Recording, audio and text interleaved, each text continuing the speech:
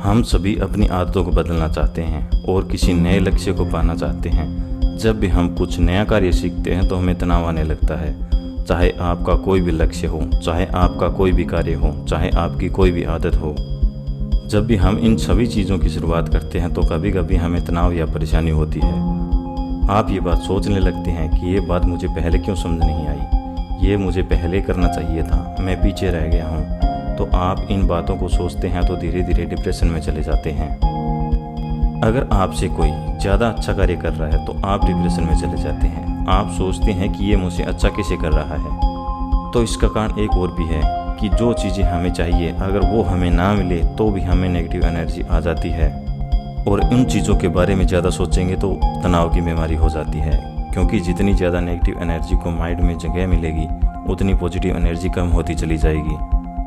फिर आपका किसी काम में मन नहीं लगेगा।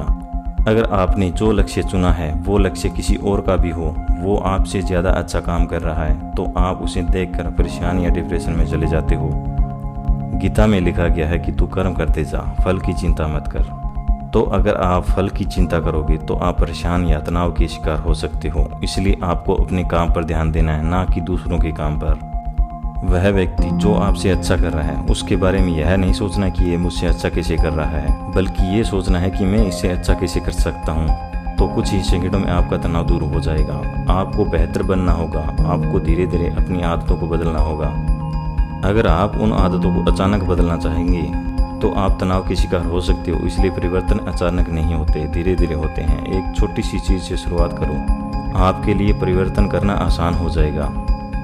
अगर अचानक परिवर्तन करने की कोशिश करेंगे तो आप खुद से हारने लगेंगे। वो नेगेटिव एनर्जी आपको रोके रखेगी।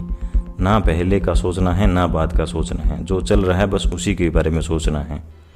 जब किसी खेल में, जैसे क्रिकेट मैच की बात कर लेते हैं, तो उसमें जो बॉल बैट्समैन खेलता है तो वो ना आगे आने वाली बॉल के बारे में सोचता है, ना पीछे चली गई बॉल के बारे में सोचता है।